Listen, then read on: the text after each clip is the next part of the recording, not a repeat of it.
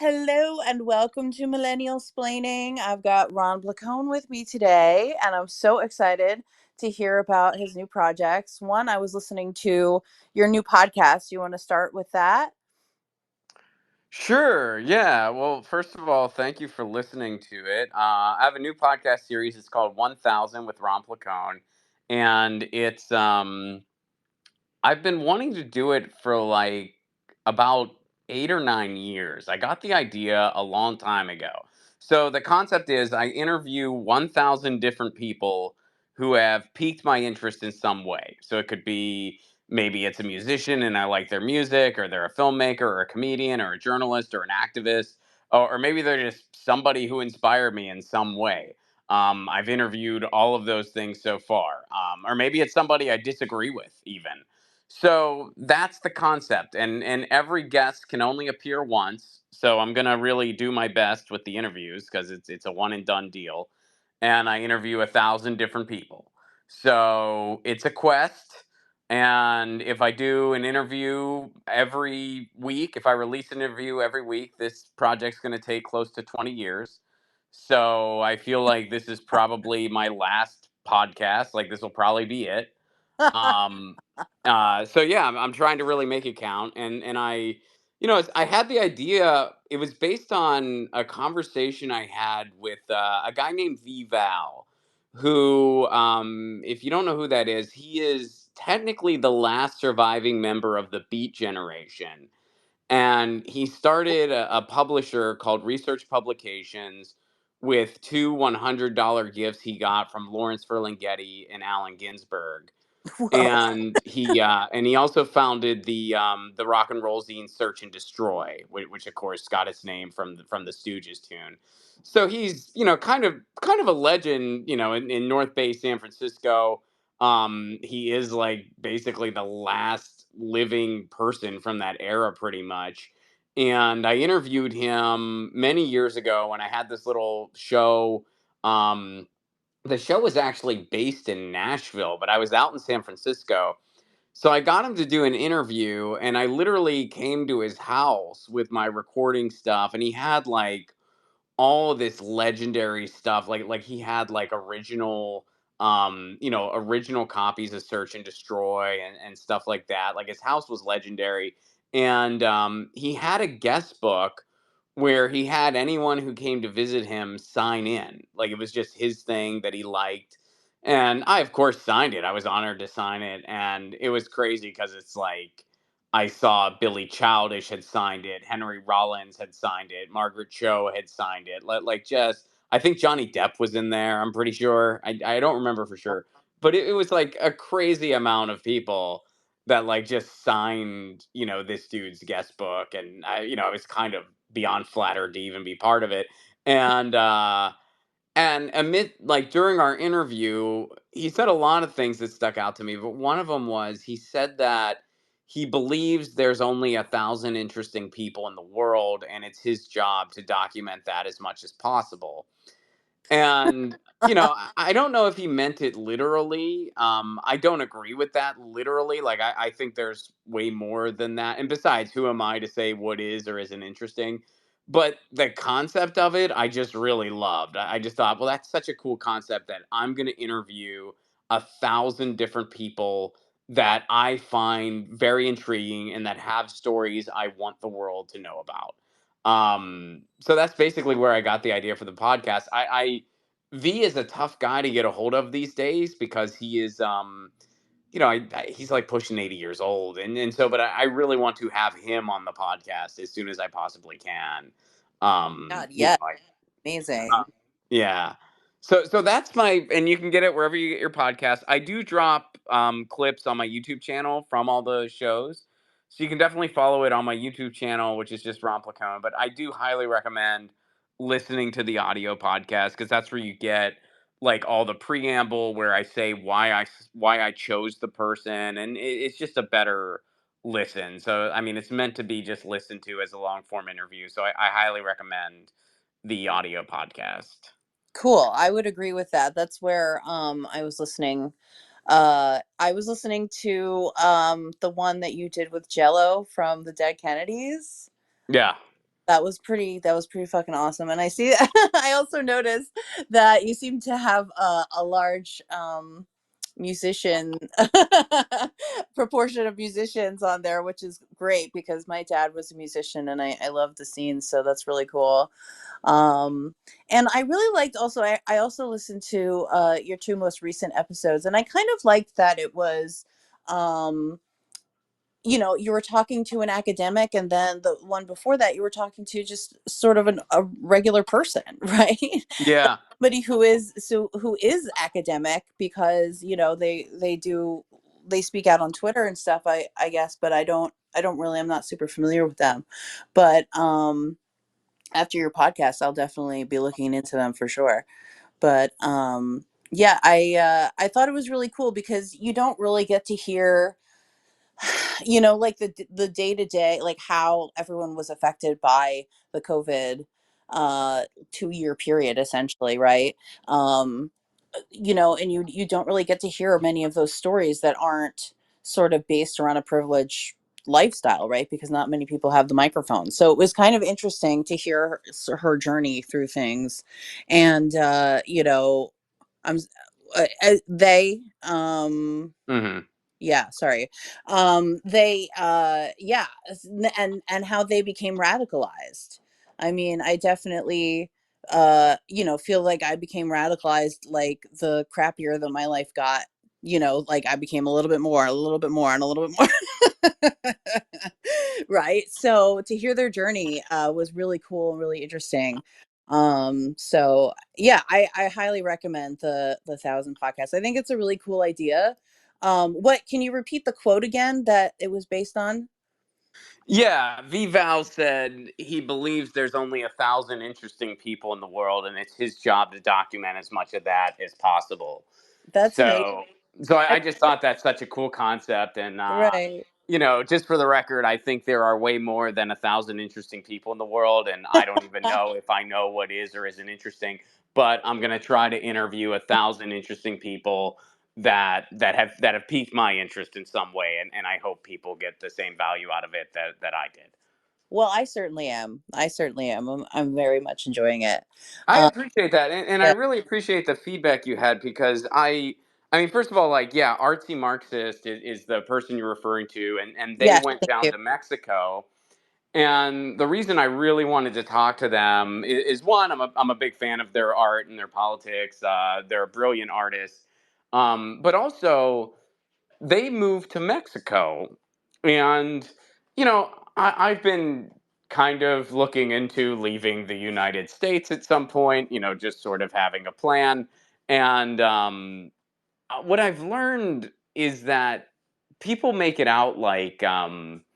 The idea of leaving the United States is something that's only for rich people or people that are getting ready to retire and they have a couple bucks. And I don't subscribe to that. I think that there's a big case to be made that a lot of people in this country, younger people, people who are just starting out, and people who maybe don't have much, um, there's definitely space for them to try to move and have a different life abroad should they choose to. And I think it's actually, United States nationalistic propaganda that's not more amplified in our country. And they are proof of that. They went down to Mexico. They're not rich. They didn't have a ton of resources, but they had enough to get down there, figure out the paperwork, and now they have an infinitely better quality of life. So that was like another thing. So in the bigger scheme of things, my goal with this show and this series is that, yeah, some of the people you're going to know about. A lot of the people who listen to Jello Biafra's episode, they know who Jello Biafra is, and they were excited to hear him. But there's also going to be people you might not know about, but I really hope you listen to those episodes too, because there's a reason they're there. Absolutely. I really felt like I got just as much from their episode as I did from Jello's. I mean, it was, you know, I really felt like um, their journey was something that you don't hear, because Mhm. you always hear a journey of somebody who sort of followed a path and became successful, right? Like that's sort of the American dream. On you're supposed to climb a certain ladder, have a path laid out, and you know, and they face a lot of battles, early in their lifetime. And because of that, they were more comfortable in, a more communist situation. And I thought that was interesting. A lot of the things they said were very interesting, and I'm definitely going to look into them on Twitter. Yeah, Or, yeah. please. Yeah, check out their art. And yeah, I mean that's kind of what I'm trying to do with the podcast. I mean, the past just to take a snapshot of the past three episodes. The past three episodes was Gabriel Rockhill, who is a radical academic and runs a critical theory workshop in Paris and teaches at Villanova. Artsy Marxist, who is a communist artist who recently left the U.S. for Mexico, and then Martin Barr, who is one of my favorite classic rock guitarists. And it's like, but it all made sense in the context of this podcast. I am a big fan of all three of those people for different reasons, and Yes. that's just what I'm trying to do with this thing. So yeah, but you did mention the music bias, and I do own up to that, because like as I'm tallying the first, like when I tallied the first, I think it was 8 episodes, I noticed that 3 out of the first 8 were all not just that we're all we're British musicians, and that 4 out of the first 8 were just musicians in general. So Yeah. it was about 50% musicians, and then and then a favoritism towards British musicians too. Although a lot of that just had to do with timing, but yeah, I did notice that, and I kind of was like, okay, I'm gonna have to like maybe ease up on the musicians a little bit. Although I have a feeling at the end of this thing, I wouldn't be surprised if you're going to see about 40% or so are going to be musicians. I mean, I love music, so Yeah. it makes sense.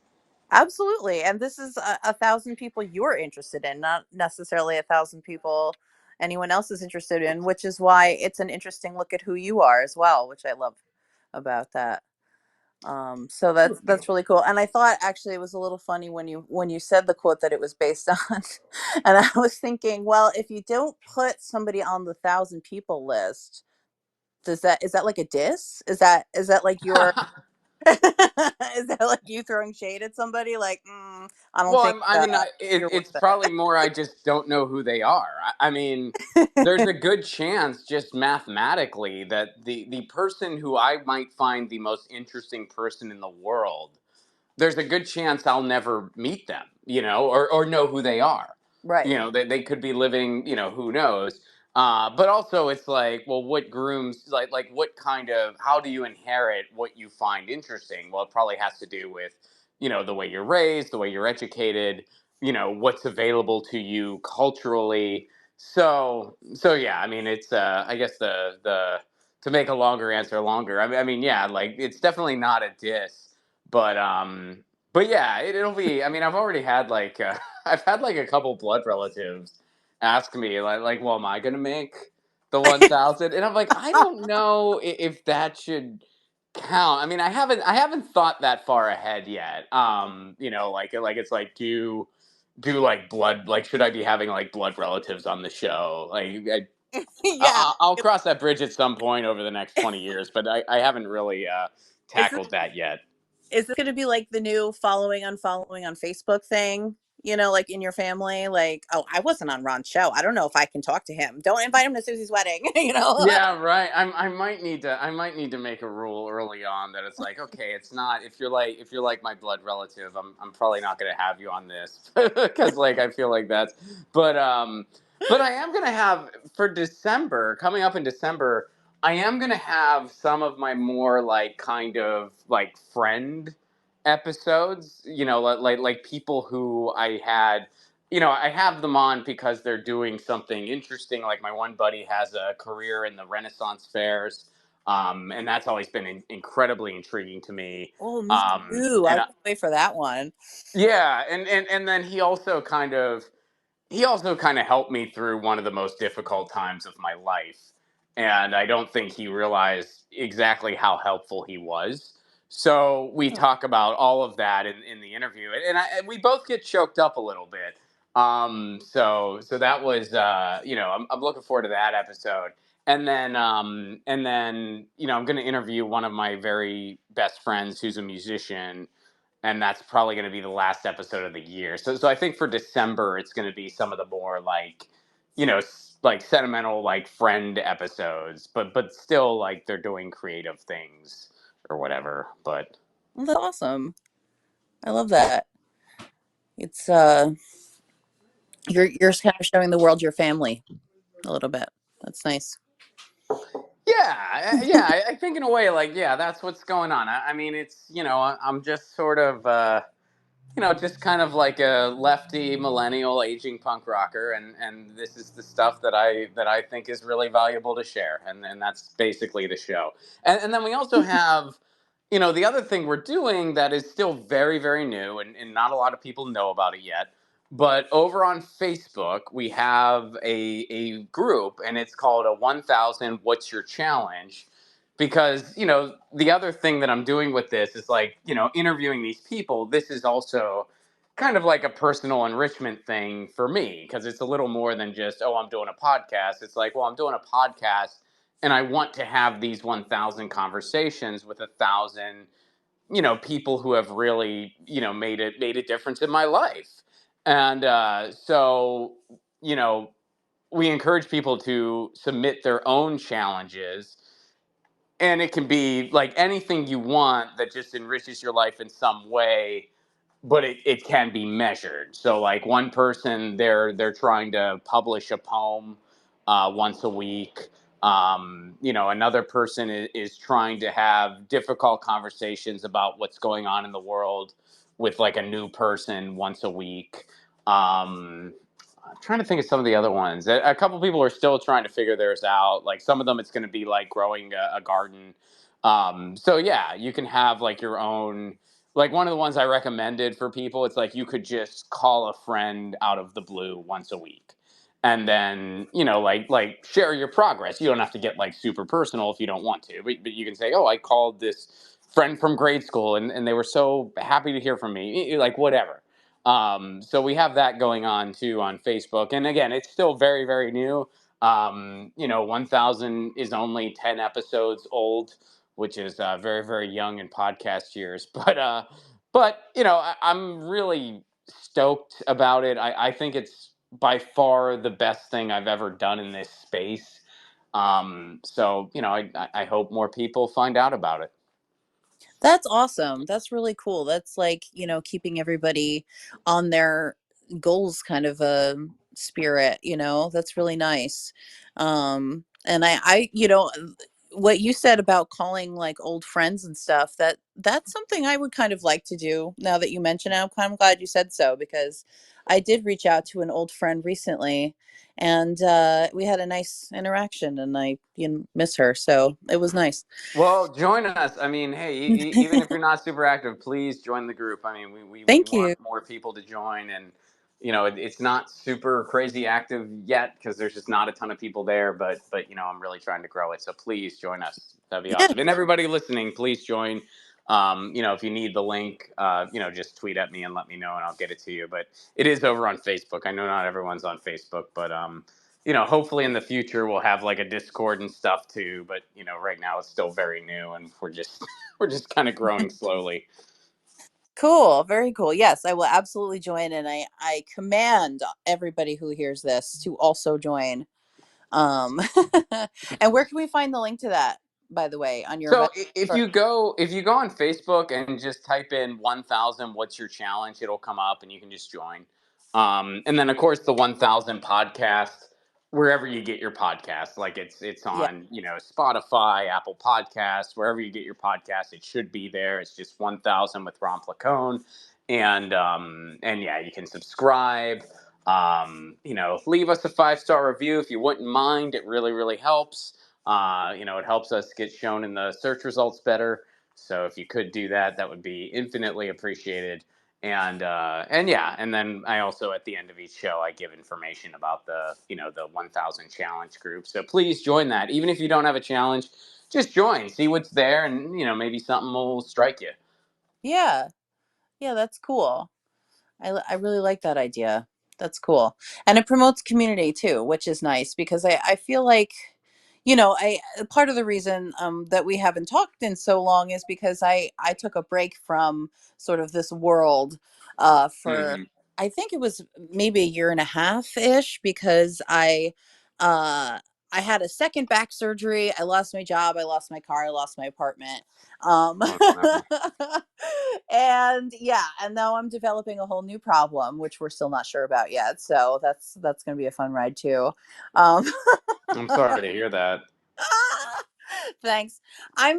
I have the attitude like what else? Like what else? What are you going to throw at me now? God, you Hmm. know what I mean? Like I can't. My life has been a series of ridiculous bumps, unfortunately, in my adult life. But anyway, so um yeah, so let's talk a little bit also about your movie because that's something that you were planning to do when I talked to you the first time, and now it's something that has been realized. So I would love to hear the progress. Like you have a final cut or what's up with that? Yeah, we have a final cut, and it premiered. I mean, it was a soft premiere because it was the film festival in my neighborhood, but it's still an international film festival. So it premiered at the San Yeah. Pedro International Film Festival a couple weeks ago. Um, it was like we have made a few tweaks since because there were just a few like just a few little kinks. It was kind of like the cut for the festival or whatever. But yeah, we have the final cut, and we right now I'm working on some screenings all around the country and internationally. And we're gonna hopefully do some festivals. We'll find out what 2024 festivals we got into over the course of the year, and Cool. then once that is over, I'll release it digitally on all the platforms, that it gets released digitally. If a streamer doesn't step in between now and then. I mean, hopefully they will, but who knows? It's tough to say. But yeah. So it took me 2.5 years, which I mean, I'm not trying to like pat myself on the back, but when you factor in a pandemic and how Yeah. long it takes to get funding, and and the fact that so many of the people of our cast were like touring comics, and not just touring comics, but like some of the busiest touring comics out there. Mm. 2.5 years isn't bad. I mean, that's really not bad. There's some people it takes them longer than that to make a movie, and they didn't have those hurdles. So, Right. Exactly. so I mean, it's all in all. I mean, I was hoping I was going to get it done a little quicker than that, but it's we got there. That's awesome. I'm so excited to see it. Left of Wall. Is that the title? Left at wall. Left at Wall, sorry. Yeah, Left at yeah, Wall. left at wall. Yeah. Yeah. So just give everybody a little summary of what it's about because I love this concept. Yeah, so it is a comedy loosely based on what happened with Robin Hood and GameStop back in 2021. And I'll bring this up right away because I do get asked about this some. We were before Dumb Money. Our trailer has been out since 2021, and the trailer was self financed by myself to Yeah. get funds to make the film. So that Wow. was what we have a new trailer out now, and that's the official trailer for the film itself. But the trailer that I self-released in 2021 was to raise funds to make the movie. So we were around long before Dumb Money was. But to And my I knowledge, that and, because and I think that the first episode that you were on with me, I showed that trailer that you're talking about. my trailer, yeah, yeah, Yeah. yeah, yeah, Yeah. yeah. I remember that. That was cool. Yes. But yeah, and just for the record, I have not seen Dumb Money, but to the best of my knowledge, their movie is significantly different than ours. Theirs is, first of all, it's like based on the actual thing. Like they use the same names for the people who were involved. It's not a comedy; it's more of a drama. Ours is a comedy, and it is loosely based on what happened. Like we explain how it can happen, but it's a totally fictional story. Like none of the characters are based on the real characters. It's completely fiction, and we say that up front. We use different names, like Reddit is Red Room, GameStop is Game Byte. So we have an entire, kind of fantasy world even. So yeah, like ours is much different from theirs to the best of my knowledge. But yeah, because some people have been saying, "Oh, well, are you really pissed that their movie's out?" And I was like, "No, like, should I be like?" I mean, when that event happened, and I got the idea shortly after it happened. Never at any point did I sit back and think to myself, I bet I'm the only person who's going to make something about this. No one else is going to make a movie or a documentary. It's just going to be me. No one else will do this. So, I mean, it would be kind of silly to think that way. So, Well, no, I mean it was kind of like a throwaway news story almost at the time. Like only the people that were really into, those the Robin Hood apps and whatever really knew about it. Um well, they and buried it quick. I yeah, mean, they they buried it sure quick. did. They were freaking out. I mean, like the Jim Yeah. Cramers of, well, I don't know about him specifically, but like the financial quote unquote experts, they were freaking out. And then they kind of caught themselves because they realized, oh wait, we're freaking out because people have the power to do this. And Mhm. if they start realizing that all the time, we could be in a lot of freaking trouble. So they tried to put the stop on that story real quick, and that's why, and Yeah, that's kind of like what we show in the film. Like it's not rocket science how something like that could happen, right. and something like that could definitely happen again. Mhm. And like Wall Street kind of has their own little club where they do all this stuff all the time. It's basically making a casino out of our economy, and they Yeah, try to manipulate the market to get what they want. And it's right. I think a terrible way to run a society. And that's part of what we talk about in the film, how it's like society never should have been this way. Yeah. um but yeah, but it is this way. So how do we navigate it? And yeah, so that's basically the gist of what really went down there, at least the way I see it. Like, yeah, that they kind of showed their ass and then realized, oh man, let's just sort of bury this and pretend it didn't happen, and let's just move on and hope this doesn't happen again. Yeah, absolutely.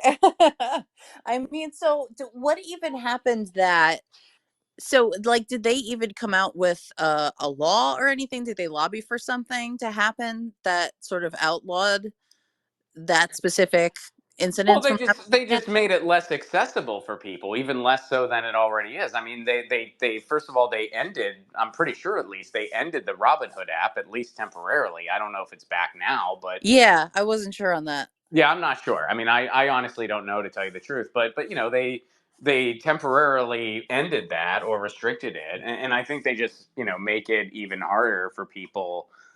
And they probably, people who are big hedgers on Wall Street, they probably keep their cards closer to their chest, than they did before. Right. I mean, that's really all you can do. But yeah, so it's interesting, and now that I'm seeing the movie, and I'm remembering, like when I was writing this script, like a lot of the stuff in there, one of the things I did to kind of like get the, like kind of source material to write that script, keep in mind this was during the pandemic. So this was back when Clubhouse was really big. Remember which basically we're doing Clubhouse right now.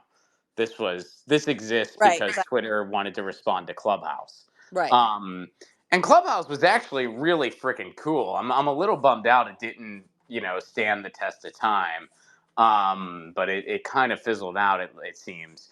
But I did meet some pretty cool people on it.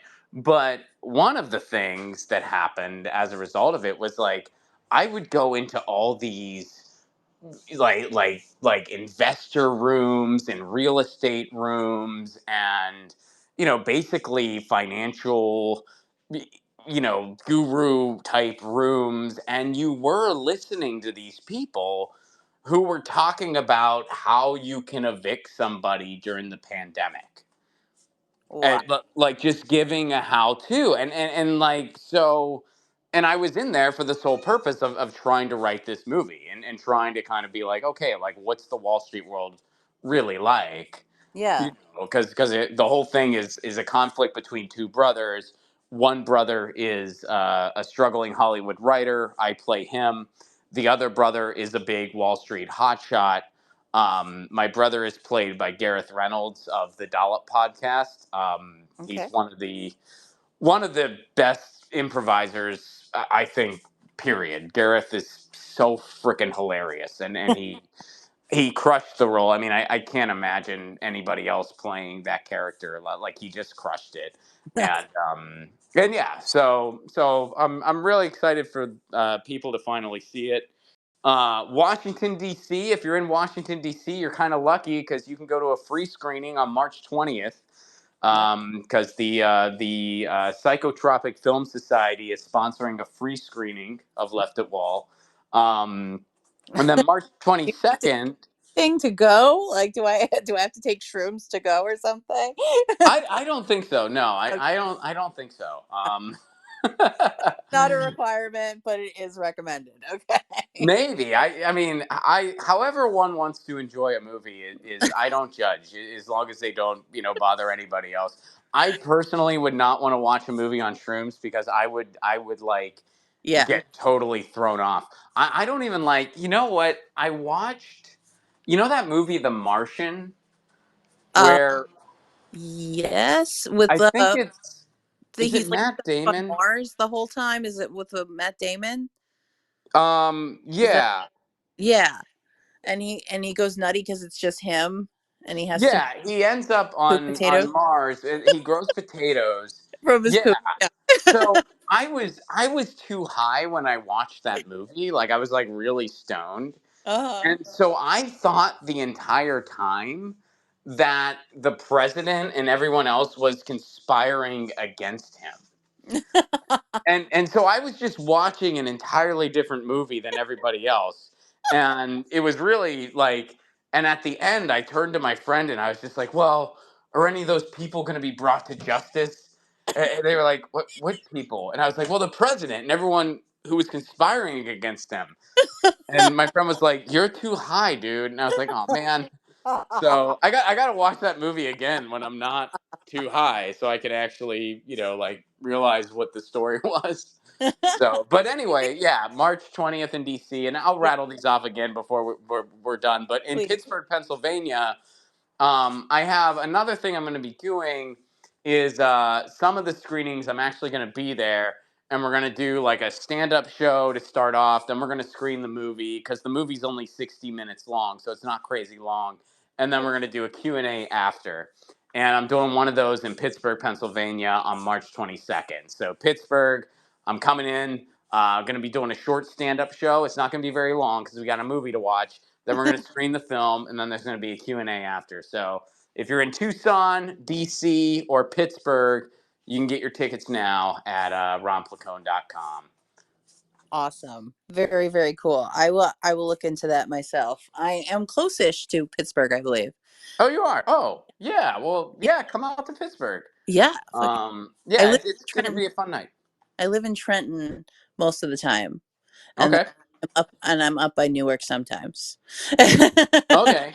Yeah, I'm definitely going to try for a New York screening. I don't know if I will be there. Mhm. But yeah, the cool thing about, like some places, if they just want to host a screening, they can just do that. I don't necessarily need to come in and do a show. But, in some cases, like we're doing both. And I'm going to be doing some stuff in the UK with it. I have a weekend of shows in Sheffield, UK, where they're doing a whole thing where like I'm doing a show, then a screening, then a Q and A. Very cool. So yeah, there's going to be a lot of different stuff, and then of course, I've applied to like a bunch of film festivals. So yeah, we'll see what happens this year. But yeah, we're announcing everything as it's confirmed.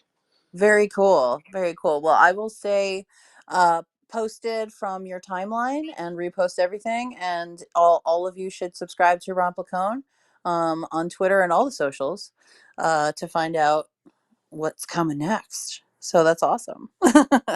Very cool. Yeah, I did want to ask you also a little bit about your work on Status Coup. I thought it was really cool to see you on there. So how did you start doing that? Is this recent, or is this me coming back to what was normal for 2 years? No, it's a little bit of both. I've been doing stuff with them for a little while, and what happened was, I kind of like yourself, sort of, walked away from the space to some degree. And after I quit the Jimmy Dore show, I kind of just wanted to like start doing other things entirely. I was still doing Get Your News On with Ron, but I was sort of, I sort of felt like I had just reached my end point with it. Like I didn't know where it was going to go next. Mm, And I was kind of just thinking like I wanted to get out of the space entirely. And then Jordan hit me up and wanted me to do some stuff with Status Quo. And, honestly, I think if it was any other outlet, I probably would have said no. But what I really appreciate about Status Quo is just their dedication to on the ground journalism. Like, there's yeah, so many indie outlets out there, and Status Quo is the one that I think is being run the way an outlet like this should be run. And when I say that, that doesn't mean I agree with every single perspective every single person has. I don't. That's not the point. You know what I mean? um yeah. so yeah, so I said yes for that reason. And it's cool. I like working with Status Quo. I like their dedication to on the ground journalism. I've gotten to cover some things for them myself.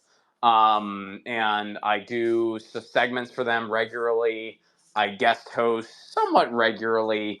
I did have a weekly for a while with Tina Desiree Berg, but then Jordan kind of had to restructure things, because of kind of budgetary restraints. Hmm. Um, but I'm hoping to continue that relationship there. I mean, I like what they're doing. I like being part of it. I feel like I have a place where I fit in. And we actually have some exciting things coming up that I'm really looking forward to. Like hopefully we're gonna be. I have like a vertical film scripted series that hopefully Status Quo is going to be carrying. We're still working out the details there, but I guess you're hearing it here first. So Yeah, hopefully it actually happens because I just I just mentioned it. But yeah, it's yeah, real. I like that basically just, and I don't remember when, but it was just, I got a call. I think it was Tina who called me, and just, yeah, it was definitely Tina. And she just said, hey, we want you to start doing some stuff with Status Quo. And I was like, I feel like if it was anyone else on YouTube, I probably would have politely declined. But Mhm. in this case, I'm going to say yes. That's awesome. I love them. I love you. That's great to see you guys doing great work over there. Um, Thank you. yeah, absolutely. Yeah. Yeah. And the thing is, it's like we're all kind of, it's not a monolithic voice either. Like we kind of all have, I mean, obviously it's a very left wing outlet, Sure. but, we do have some strategic differences, all of us. And that's embraced and celebrated, which That's I great. think is, I think is a good thing. It'd be really boring if we were all, totally just all 100% on board on every single idea and every single strategy and every single perspective. That kind of becomes counterproductive in my opinion. So Yeah. Yeah, for sure. And it definitely, there's definitely a lot of that flying around these days, and it's nice to see that you're that status quo is keeping up the sort of democratic, everybody has a say. Yeah. Well, it's You're kind of right. funny to me because it's like I will get the occasional like people who are really mad about it, and they're just like, well, how can you work with status quo because you and Jordan disagree on da da da da da, and I'm like, yeah, we do disagree on that. We actually talk about it on status quo, oddly enough. And like my I usually don't. I mean, usually it's like kind of just ridiculous trolling, so I'm not always going to respond. But if I do respond, I kind of just want to say, like, my blanket statement is, first of all, if you think that someone can only be colleagues with someone else if they agree 110% on every single strategy, on every single thing, that's kind of ridiculous. And I feel like that's more of an issue you have that you shouldn't impose on me. But Yeah, second of all, again, the reason I work with Status Quo is because, the outlet is being run in a way that I think is very admirable, and the way indie media should be run. It's not because I, agree or disagree with Jordan or whoever else 100% of the time. sure. Very cool. Yeah, absolutely. And I agree with what you said earlier on too about them doing on the ground reporting. I think that's so great. And you're right that a lot of you're seeing a lot of podcasters, including me, unfortunately, because I'm disabled, but yeah, I mean a lot of podcasters don't talk to the people that are really affected by what's going on. They're more there to just sort of commentate on what they see in the news, right? And it's I always loved that they went. I remember his coverage of the Amazon workers union, I think, was one of the first things that I started watching Status Quo for, back a few years ago, when they were Sure. starting out. Yeah, so yeah, I absolutely recommend everybody go check that out as well. Yeah, and there's nothing wrong with just doing a podcast from your bedroom or whatever. I mean, there's totally nothing wrong with that. Yes, I, there I just is, and I am doing it anyway. No, I'm kidding. well, I mean, no, I I'm mean, totally kidding. no, I know, but like, I just want to be. Look, I'm not saying. I'm just saying that when you have the resources to do it, or if you're working towards the resources to do it, the thing that is just an annoying truth about the YouTuber space or whatever you want to call it is it's way cheaper to just do videos about so and so dunked on so and so and listen about look at this feud on Twitter. It's way cheaper to make that, and it's way better for clicks. It's way harder to do on the ground journalism. It's more expensive and it's harder to do, and it's also harder to reach people.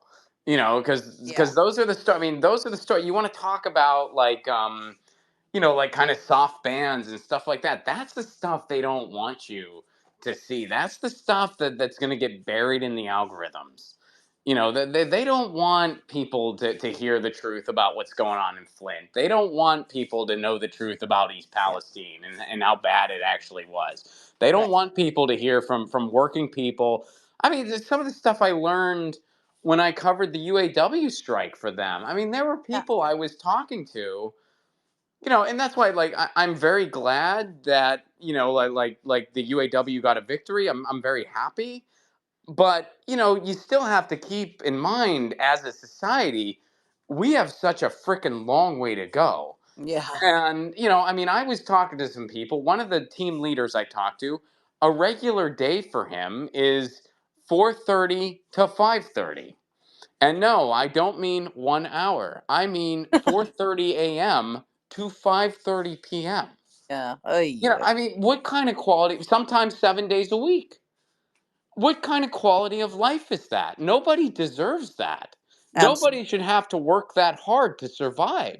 Yeah, When you're working an honest job, and people are making record profits. You should be working, 40 hours. I actually think less. I think 40 is too much. I don't think anyone should work more than like 32. Yeah. And you should be paid an honest living wage. Yes. I mean, and there's no reason why we can't have that here. I mean, other countries have it. Yeah. So yeah. I mean, it's those are the stories they don't want you to know, and that's the kind of Yeah. stuff Status Quo uncovers. Status Quo uncovered what was really going on with the rail workers, how they're grossly understaffed, how Yeah. they're set up in situations, and that's what causes stuff like East Palestine to happen. When you Right. have somebody who's been on call for the past 80 hours and it's a two-person crew. Maybe the person hasn't been home in a week and a half. Maybe they haven't slept in 3 days. I mean, what do you think's going to happen? Right. Nobody should be put in that situation. Right. And same, nobody working at Kellogg should be working years straight without any vacation whatsoever. I mean, Absolutely. these are the types of stuff Status Quo uncovers, and again, I'm not trying to be like Judgy Magoo over here, but I just think that's infinitely more valuable than some Twitter beef between whatever personalities, and Yeah. that's part of the reason I walked away from the space, and part of the reason I'm still there with Status Quo. Nice. Nice. I like that. And I definitely agree. I like to get into the like I like to get into intellectual arguments with people on Twitter that I fundamentally disagree with. And I think that the some of the conflict that you see happening on Twitter, some of the videos that are made around that conflict are also about shaping the conversation. And which I do think is important. But for the most part, yeah, I don't want to be on anyone's side. Like I'm not I didn't come to this space to like start echoing somebody else's opinions. Like, I want to be here because I have things to say and because I want to interact with other people that I think are smart. And I want Mm. to better my arguments for having arguments with them. Right. So that's, I've had some bumps along the road on my return as well. But I definitely sort of came to that realization. Oh, Uh, I do too. I mean, it's not like I always just turn a blind eye. I mean, I've been outspoken when I haven't liked certain things that I've seen. sure. And I've taken some praise for it and some flack for it, depending on who does and doesn't agree with me. Right. But I mean, it's not like I'm not exempt from everything. You just try to do the best you can. Yeah. Yeah. Absolutely. I mean, at the end of the day, we're all just dust in the wind, man. Right. Right? Like it doesn't really matter. Like all of our beefs at the end of the day don't matter. They won't matter to the movement at all. What will matter is the conversation that we're having and what comes out of it. And who we can save from bombings, poverty today, right? Like Yeah. what we can do ourselves, direct action and mutual aid. I absolutely believe in those things. I feel like coming back to the space also, because I liked what you had to say. Also, I can't remember which episode it was. Maybe it was the one with the professor. Um, the your most recent episode. It Gabriel Rockhill. Everyone check it out. Gabriel's awesome. Thank you for with the names. I can't with names. I'm so bad. No, I Uh, hear you. yeah, it's bad. Yeah, but so yeah, I mean, I completely lost my train of thought now, but I really loved that episode specifically because he was interested in making academia accessible. These ideas, this sort of like the theory, right? Like the theory is almost referred to reverently in these spaces as if it's like the fucking Bible, right? Like Right. you have to read you have to read the Communist Manifesto and you have to read all of this stuff to even be participate in these conversations. And like I'm working my way through some of it. I'll be honest with you guys, but like I it's very difficult for me to see. Like it's good for me to understand the history of what's, of what I'm reading, and the more that I understand the context of what I'm reading, the more I can see how it would apply today. But it's very difficult, I think, to sort of go back to the 1800s and then keep being like, this applies to today because theory. You know what I mean? It's just it's like not useful, right? You're not actually helping the people that you are professing to, be liberating with your speech, right? So I love that his focus is more on making it accessible and making that conversation more something that we can have with people who haven't read those things. Totally. And Yeah. yeah, and I mean, that was like a big part of our conversation where it's like, I feel like there's this, I don't know if like divide would be the right word. I guess maybe that is the right word. Like, you have this one set of people who they just read theory and that's the end of it. And they're just like, well, read theory. And it's like, okay, well, how is that making anyone's life tangibly better? And Right. and then there's and then I feel like there's also, if we're going to call out that extreme, I'll also call out the other extreme where there's some people, they just, it's kind of clear they have no historic context in some of the ideas they're spouting, and they have no interest in changing that. And then they'll just kind of make shit up. Right. Like they'll just make up terms, they'll make up things. And, I kind of have a frustration with both of those extremes. And I do think they're both extremes, Yeah. and to where it's like, to the one side, it's just like, hey, you know what? We're living in very tried times. So it's great that you read Marx, but how about putting some of that into practice? Yeah. And to the other extreme, I kind of want to be like, look, it's kind of obvious you only started paying attention recently, and these Ayn Randian ideas that you're spouting, most people kind of get over that Right. after like a year, Right. and also it's like, another thing, like some people are just so contemporary. And look, the contemporary American liberal is incredibly annoying.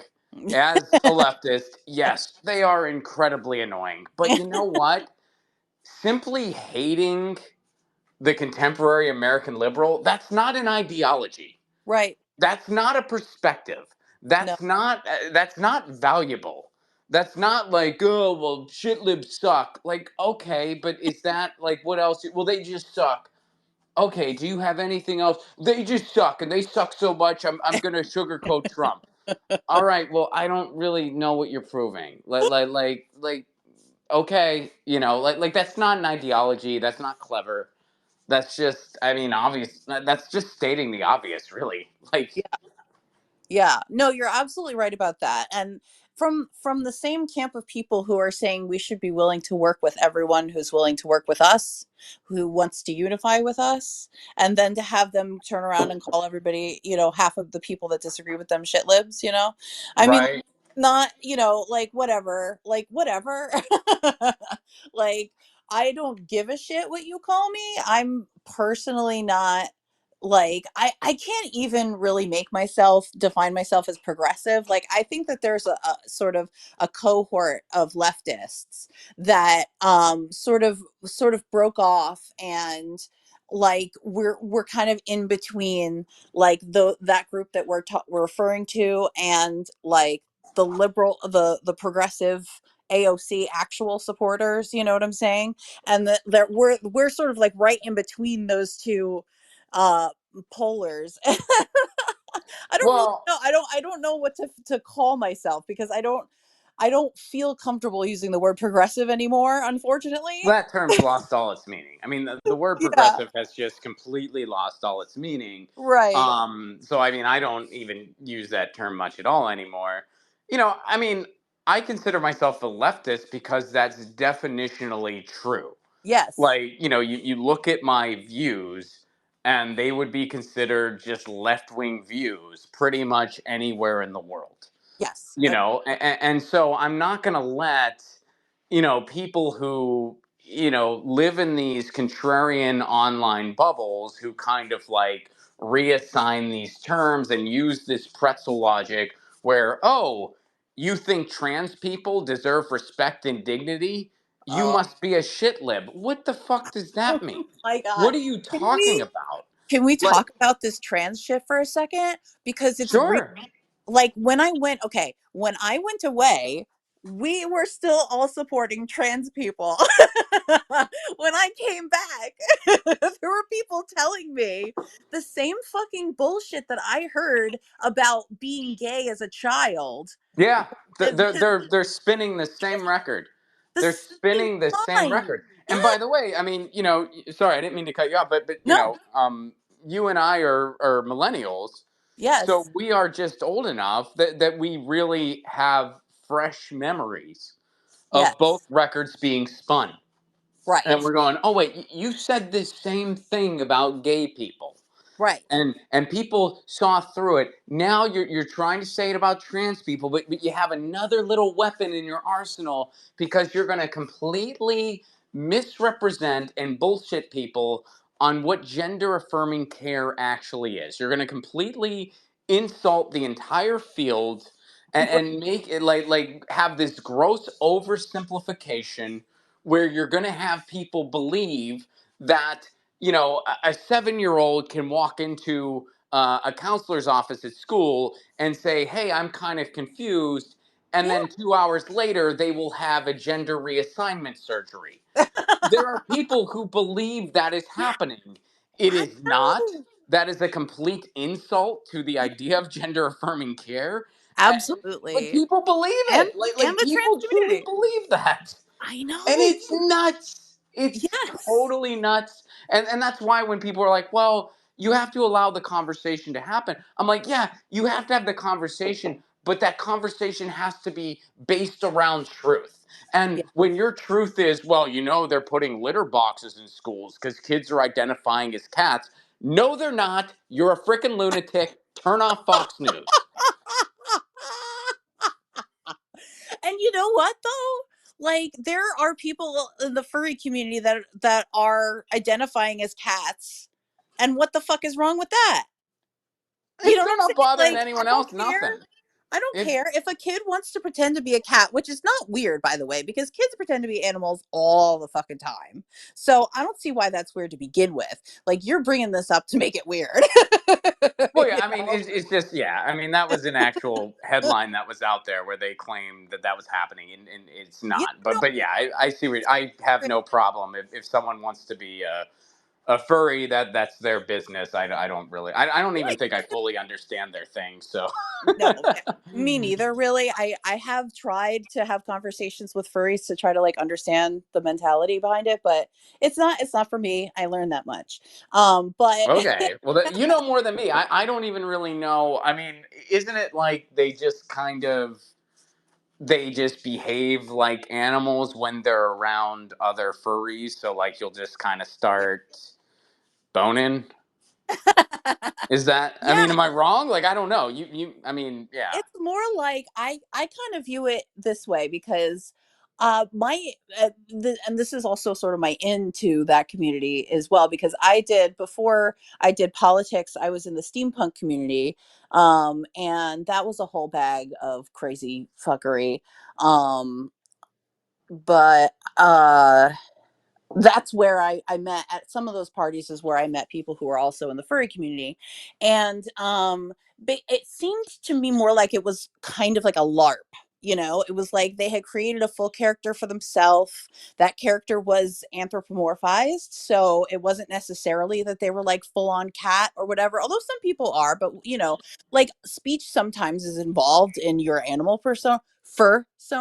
Um, and I mean definitely sex is involved with it because if you have a convention of people in the same place even if it's about like finance they're all gonna shtup like that's not a question. Okay, so the idea that furries is just a sex thing is untrue, but I do believe a lot of sex happens in furry costumes because they go to conventions to sort of like have a friendship, right? But Okay. that's sort of like that's sort of like the convention sort of mindset. There's a lot of crazy underground like sexual assault rings and stuff like that that happen at these kinds of conventions that are very scary and disgusting. And I had a brush with that, not thankfully a dangerous brush with that, but I did know other people. And so that's like the creepy underside for sure. But Yeah, just I because mean, you know more about it than I do. probably I myself, okay. know very little. My overall just kind of view on the whole thing in general is just I think consenting adults can do whatever the hell they want as long as they're not harming anybody else. Yeah. And again, we'll underline consenting adults. So you know, No, when it becomes abusive, that's not consenting anymore. So no, you know, and there's definitely a lot of issues with that in all of sort of that nerdish like costume wearing community. That was my experience with it anyway. really. um yeah, there was a lot of that going around, but again, like it depends on who, depends on who's running the convention, and there are obviously good conventions and bad ones, and you get in with the right people and it's great, and that kind of thing too. But Yeah, it's one. Well, I think that's any subculture. I mean, look, yeah, that's what I I that's mean, my I point, recently, is you know, that I mean, I grew up trying in. to be, like sort of, it's not necessarily related to just sex. Like that's the first thing that we all jump to think of. And I'm Okay. sure that speech will just encourage everyone's mindset on that, because I jumped right to sex and that was dumb. But like I don't think that is necessarily like the root of their interest in wearing furry costumes. I think it's further than that. It's more like LARPing, I would think. Okay. They're like living a fantasy, you know. No, that's cool. I mean, Yeah. so I grew up around like a lot of, you know, like punk rock and stuff, and that has taught me some of life's most valuable lessons. To kind of paraphrase some Hold Steady lyrics here, but you know, I kind of learned a lot about being myself. I learned a lot about, and I also learned. I mean, to be honest, I learned a lot about, you know, transgender communities even at a younger age because there were transgender people in that scene. You know, so I kind of learned a lot of very valuable lessons about acceptance and about, you know, standing up for marginalized people. You know, and later I would learn about, you know, like what it meant to be anti-war and stuff like that. Um, on the other side of it, I mean, there have been a lot of predators in that world, and a lot of stuff that, you know, especially just as a male, I had no idea was happening. I mean, there was a thing recently. One of the most legendary punk bands from my hometown that, you know, everybody knew and a lot of people liked. I mean, their singer was some longtime predator. He was some sexual predator for years and years. And I, you know, I had met the guy before. I'd had a beer with him in the past. You know, like he struck me as just a super nice guy. But you know, apparently he was preying on women for like 30 years. And you know, there was this big expose in Rolling Stone about it. So Wow. I mean, I guess, you know, subcultures. It's like, you know, there's. It seems like there's always good and then some really bad things in kind of all of them. Yeah.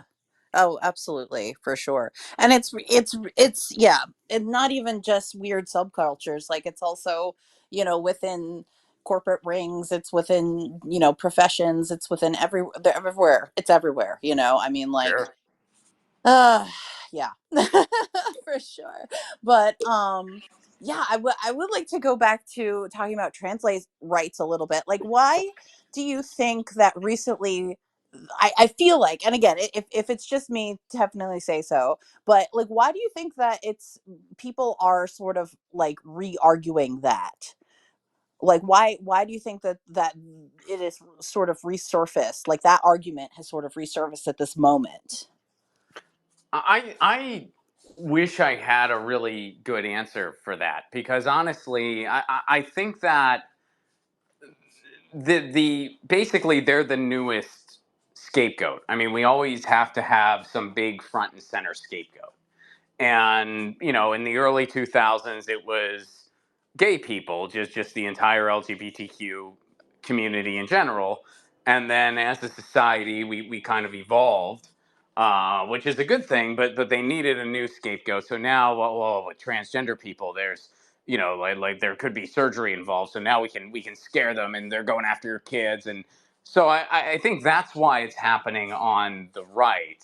And I think that there's people on the left that, for whatever reason, are kind of, they're susceptible to this stuff all of a sudden. And I don't know why exactly that is. I don't know why, all of a sudden transgender people are to blame for, some of society's ills. My only guess is that we are in such a broken time as a society, and our the United States is collapsing. There's no two ways about it. It's completely collapsing. I hope I'm wrong, but I think it's going to get a lot worse before it gets better, if it gets better. Yeah. Hope I'm wrong. Hope I'm wrong, but the way we're going, I'm not going to be. But Yeah. but but things could still change. So, but Yeah. but I think when society finds itself in those times, people will cling to some really dangerous ideologies because they're looking for some kind of solution. And the people who really stand for those dangerous ideologies, they will feel empowered. And we're seeing that. This is not anything new. Yeah. I mean, a lot of people forget this, and I know it's a little bit of a cliche, but it's also the frickin' truth. Hitler went after a sexual research place first. Yeah. He targeted the transgender community first before anyone else. This is not new. And so, we're seeing that. And we're also seeing, I mean, there's also some like eugenics level nods being given in our society, being given by people like RFK, people like Ron DeSantis. More so Ron DeSantis. I mean, I think that guy is by far the most dangerous person in American politics, second to none. Mhm. Um, but you're seeing that, and you're seeing it become normalized. And then you're also seeing these, you know, and it kind of started with Trump, although I think Trump was just kind of a narcissistic buffoon. I still think that. Yeah. But you saw other people borrow that play out of his playbook by adopting, this kind of populist rhetoric and misrepresenting all of those ideas, and, kind of grabbing this faux working class thing. And then electorally, on the other side of it, you just have the Democrats who are completely disconnected and are just kind of like a light business fascism. Mhm. So, you know, people are creating this ridiculous kind of political fan fiction, where they're trying to say, oh, well, the true leftist is this, crazy Vivek guy. And it's like, no, he's not. None of them are. Vivek And Ramaswamy. huh? I'm asking you, Vivek Ramaswamy. Is that who you're referring to? Yeah, that like Vivek, whatever his last. I mean, it's like people are making it out like that guy, and it's like all these people, like they all have absolutely repulsive politics. Yeah. Like it's all just like a ping pong volley between neoliberalism and neo-fascism. Yeah. So I think that's why people are falling for it. We're just in like desperate times, Yeah. so they're clinging to some kind of scapegoat where it's just like, oh, I keep having to hear about transgender rights, and meanwhile, like, I'm not getting paid a living wage and stuff like that. And it's like, yeah, you know Right. it's not the transgender person's fault, though. Right. They're waking up every day, and they're struggling just to freaking exist. Yeah. Like they're struggling for the right to exist. Right. And and it's frightening. And I think that, you kind of hope that we'll evolve the same way we did in the early 2000s, but I see a certain level of just like vitriol, and just that I don't think was quite there then. And once again, I hope I'm wrong. But yeah, I mean, I mean, let's put it this way: if I had a transgender child or something like that, I would not be living in the United States. I'd be gone already. If I had a child at all, I wouldn't be in the United States. I'd be gone already. But especially, I mean, I just think it's just a wild time. Yeah. Yeah, you're absolutely right about that. And that, yeah, I'm glad you brought up the scapegoat thing. That's true. And I definitely think that it's easy, it's the easiest one to reach for, as you said. Um yeah, that was just that was the nature of when I came back. I had originally joined Indie News Network. If you know the story, I can't remember what I told you. But I had originally joined Indie News Network back when they were Indie Left News Network. And they changed most of the people there, and sort of a lot of their viewpoints. And when I came back, I sort of started talking to them as if they were my friends, because they had been before, as if they were sort of my gay friends, though. And I sort of like talked to them, a little bit about what was going on or what I had seen going on. And they were just like, you they just responded from 0 to 100, and I didn't know why. I had no idea. I thought we're all friends here. I thought, well, why, you don't support trans rights, like what? And so actually that was the nature of my argument with them. Right before, actually, I argued them over a period of a day and a half about trans rights. First of all, Well, they what was their perspective? Because I don't. I mean, I know them, but I right. don't really know what they're up to. I mean, I know they used to amplify some of my stuff. They don't anymore. Um, but I don't really know what they do. Yeah, they again, the cast has changed significantly since I was there. So there's a lot of newer people to the party.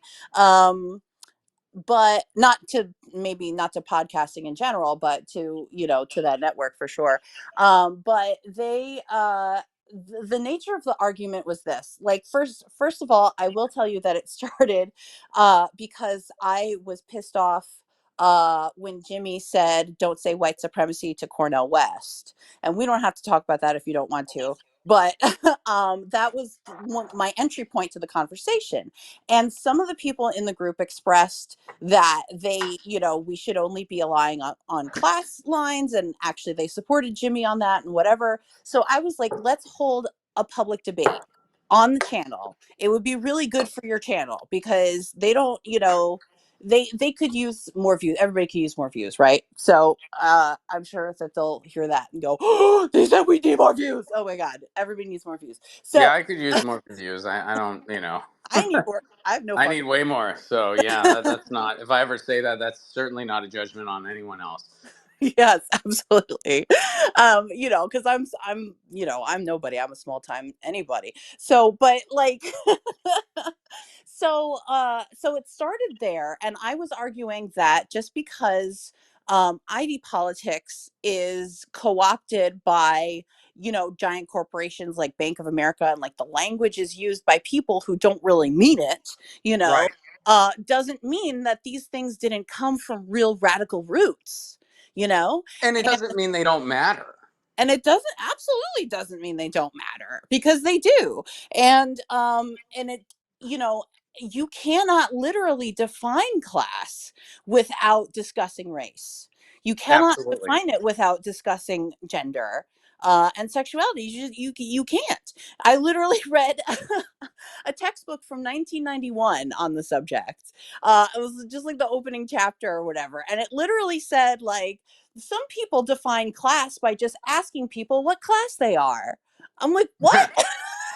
So I think another thing, and this has been the case for a long time, and I don't know if this applies to your former colleagues or not. I wasn't privy to your discussions with them, but I think that there is a huge world of difference between what identity politics actually is and is supposed to be, Mhm. and those who hijack identity politics for dishonest means.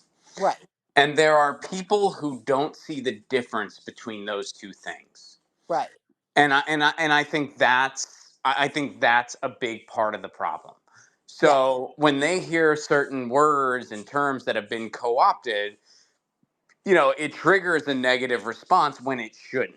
It Where shouldn't. where it's like, Absolutely. no, this is not like, yeah, it's ridiculous that you see these corporations, you know, flying these rainbow flags. Meanwhile, it's like the stuff they do just freaking makes a much horrible world for everybody, especially the most Right. marginalized among us. Absolutely. And it's ridiculous. The stuff that the stuff that the DNC apparatus does, where it's like, oh, you don't like Kamala Harris, you must be a racist and a sexist. You don't like Pete Buttigieg, you're a homophobe. Like the kind of stuff they do, that's hijacking identity politics for Exactly. very dishonest means. Correct. And and that's wrong and effed up. Yeah. But then the problem becomes people, get so reactionary to that then all of a sudden the pendulum shifts completely the other way, where Right. when they're like, hey, this is homophobia and it's wrong, well, all of a sudden they don't want to hear that, Right. because they have dealt with people weaponizing homophobia for dishonest means in the Right. past. Right. And I think that's wrong. I think it's on the person to see that difference. Mhm. Um and yeah, so it's like I try to, I try to pull people away from, that type of analysis, because I, Right. I, I think it's counterproductive and wrong. Yes. And I think it's, people need to see the difference between those two things. Right. As far as, I did, I don't watch the Jimmy Dore show pretty much at all, Mhm. but one thing I did watch was I did watch his interview with Cornell West. Okay. And I've said this already. I was just very disappointed in the whole thing. I mean, I watched. I felt like it was just. I mean, I'm all about hard questions and really getting into the issues, but I felt like the whole thing was just one gotcha attempt after another. Mm. And I felt like, I mean, he kept saying, like, I don't know who's advising you. I don't know. It's like, how did that not come off as condescending to you? Like how, I think to any reasonable human, that would have come off as extremely condescending and just straight up rude.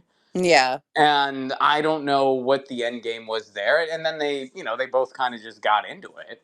Right. Um, but I think it's ridiculous, the notion that Cornell West can't talk about class issues while also talking about white supremacy, especially with the times we're living in, where Uh, white supremacy is very much on the rise. I think to suggest that to Cornell West, or to anybody for that matter, is incredibly insulting, but yeah. especially somebody like Cornell West. And look, I'm not saying Cornell West is untouchable or he's perfect or he Right. can't be criticized. I actually have plenty of criticisms in the way he's run his campaign. Yeah. Same. But I mean, to suggest something like that to him, I mean, to suggest something like that, period, I think is absolutely ridiculous. Yeah. To get on his case because like you don't think he's not the terms he uses for Biden aren't harsh enough or whatever. It's like, I mean, that to me that's just kind of ridiculous. And I kind of thought like the whole interview just sort of spiraled from there. Yeah. So yeah, I mean, I watched it because curiosity got the better of me. And I said, as I was watching that interview, I said, look, if I would have like fallen into a coma in 2019 and then just woken up and the first thing I see is Jimmy's interview with Cornell West, I would have thought I was still in a coma. Yeah. I I would have thought, I was literally like, did oh, that. I'm having some nightmare where there's this really ridiculous interview. So but that was my takeaway from it. I mean some people may have watched it and had a different analysis, and that's fine. I just watched it and was asked about it and gave my opinion, and that's the end of it. But Yeah. but. Well, I really appreciate you sharing your opinion, and I absolutely agree. I think that it didn't even bother me like when he was sort of talking to, or sort of telling Cornell that he wanted him to say that Biden is just as bad as Trump and he used Biden like that. That's sort of more of his line. Like I sort of expect him to say that. You know what I mean? Yeah, sure. No, totally. Yeah, but to have him go, you shouldn't even mention white supremacy, because to me that means that you don't fully understand that white supremacy is baked into everything that we live. Like we are living in a white supremacist society. So we can't not like you can't like I cannot describe my experience or my oppression without referring to male supremacy, for example. Okay, so this is how I rotate the conversation to make it about me. So I cannot have a conversation with you if you can't recognize that I'm saying that this is a system, that I'm not calling you personally a misogynist. I'm saying that there is a system of misogyny that keeps me, as somebody with a master's degree, in poverty, right? Mm, And there is systemic reasons for that, right? And sure. so like that was the nature of my conversation, or at least the one I tried to have with the people at Indie News. And because again, it's when somebody says the words white supremacy, when they say male supremacy or the patriarchy, or these words again are not specifically an insult about you. We're not Right. specifically going, hey, white person, you should feel bad for existing. Like that doesn't help anybody. And it's also not necessarily something that I feel all men should feel. Right? Like I have male friends. I'm talking to you. You're my friend. Like I don't hate all men. I don't think men should not exist. I mean that would be bad for the furtherance of our species. That's ridiculous. So, but we do live in a society that the is structured around male supremacy, right? And so if I can't say those words, then I can't describe the kind of oppression that I faced in trying to get a job and dealing with my situation. I mean, I literally can't. My newest problem, if you'll forgive me, is one of a female nature, and because it Okay. is one of a female nature and it's not yet cancer, I cannot get disability for it. I do not qualify. Okay. So if I can't qualify for having a disability on my lady bits, like there's a patriarchy. I'm sorry. This is not a debatable topic, right? No, I hear you. I mean, yeah, Right. And absolutely. again, it's not you. You're not doing that to me. Jimmy Dore's not doing that to me. I don't, he has nothing to do with it. So, but Hmm. I have to be able to talk about it in my own space, in the leftist space. You know what I'm saying? So when I came back as what you described, yeah, like I sort of did do that. I sort of had a coma for a couple years and then came back to people who were just radically differently thinking about this than me, and I was just like, what the fuck happened while I was gone? Well, I mean, I kind of, Weird. I also look at it this way. I think that, the Bernie movement is still sort of the catalyst for all of this, Yes. which goes back to 2016. And I think what I myself was a little bit naive about was that I kind of neglected to realize that for some people, this is sort of their intro to politics, their Right. intro to like really looking at what the American experiment is, and how it has in many ways gone completely wrong. Right. And or maybe it's gone the way it was intended to, depending on how you want to look at it. But regardless, you know, I was a little overly optimistic where I just thought, oh, this just showed us that we're not as alone as we thought we were. It Right. did do that. Like yeah, there's more. I thought that maybe leftists were about 4% of the American population. It turns out we're like maybe 6 or 7. Yeah. Cool. Like that. That's higher than I thought. Um, but there was also a large contingent of that movement where this was their big introduction to politics. And then when the Bernie movement was not successful, Yeah. everything splintered. Right. And a lot of people, I mean, it's basically there really was some kind of micro sort of culture wars happening. Yeah. And, you know, I hate to say it, but it's the freaking truth. I think we lost. I mean, like we lost. I mean, it's like I mean, you look at We stuff. lost the battle, Ron, not yet the war. Sure, I mean, hopefully, I hope so. But I mean, it's like we Yeah. lost in the sense that you had a lot of people clinging to, you know, like far right ideology, Mhm. QAnon, libertarian things, all these other. I mean, it's so incredible that in the United States, like there's a million different ways you can go if you have right wing politics, and like basically nowhere if you have left wing like we have no power whatsoever. You were But if you like right wing ideas, there's a million places you can go. Yep. Like you can go to the GOP, you can go to the Libertarians, you can go to like whatever like fringe caucuses they have, like whatever. There's Right. a million, there's all kinds of terms for you, like alt right or whatever else. If you're like an actual leftist in the United States, you're basically just stranded. And so I think for a lot of people, when they were looking for some kind of solution after the Bernie movement failed, like a lot of them did go to, kind of just like this online contrarian space that doesn't really have any that doesn't really have a lot of ideology other than we just hate all of these people.